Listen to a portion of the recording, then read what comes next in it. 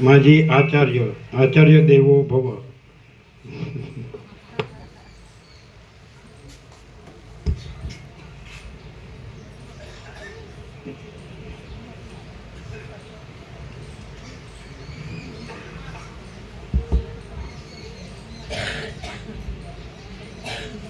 તમામ ભાવિકોને મારા જય પ્રભુ. આજના આ હનુમાન જયંતિ પ્રસંગે પ્રભુએ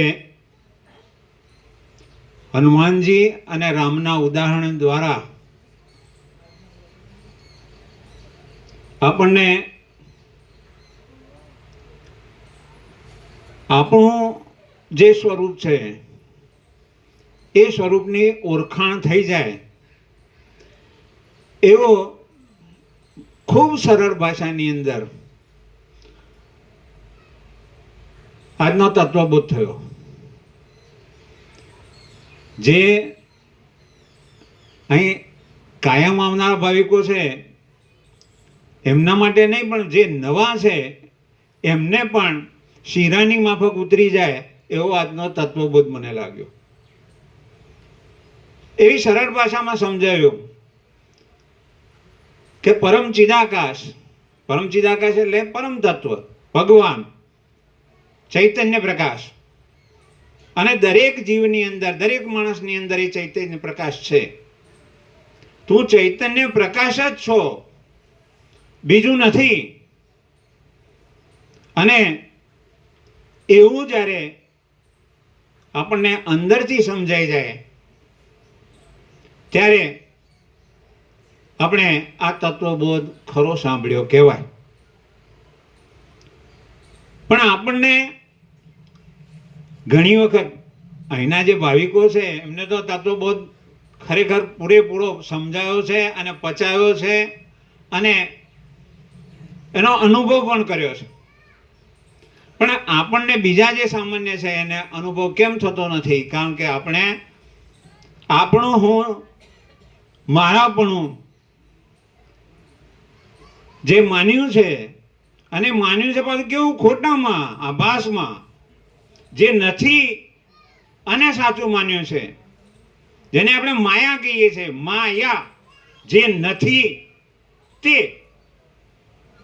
અને એને પાછું સાચું માનીને પોતાનું ગણીએ છીએ અને એમાં આનંદ માણીએ છીએ. એટલે આપણે સાચી વસ્તુ પ્રાપ્ત કરી શકતા નથી. જો આપણો હોંપણો છૂટી જાય અને આપણે જો આ પરમપદમાં કાયમ જો રહેવું હોય તો એ હુંપણું, મારાપણું, એ માયાપણું જે આપણને ખોટું સમજાયું છે, મારું પણ મારાપણું થયું છે, એ મારાપણું છોડી દો. અને છૂટે ક્યારે? અભ્યાસથી. અભ્યાસ ક્યાં મળે? સ્વામીજી પાસે. અહીં કાયમ તત્વબોધનો લાભ લઈએ તો ધીમે ધીમે ધીમે ધીમે સમજાય. એકદમ સમજાય એવું નથી, પણ એના માટે કંઈક છોડવું પડે.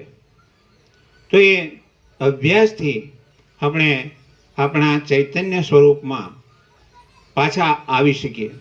જે મહાપુરુષોએ આપણને સાક્ષાત ભગવાન મળ્યા છે, એમના શ્રીમુખે આપણને આ બોધ મળે છે.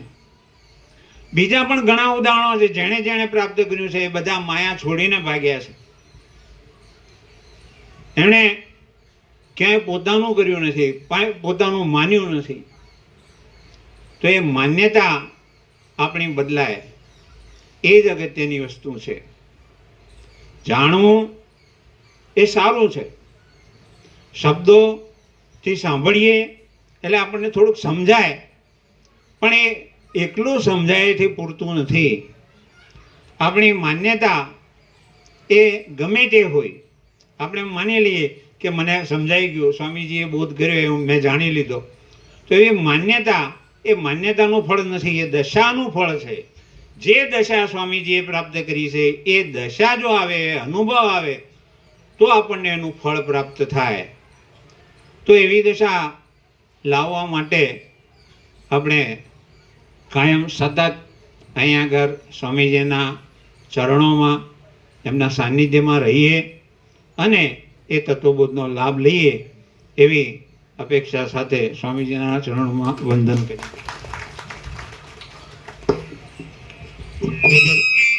કોદર પ્રભુ, માજી પ્રિન્સિપાલ હાઈસ્કૂલ.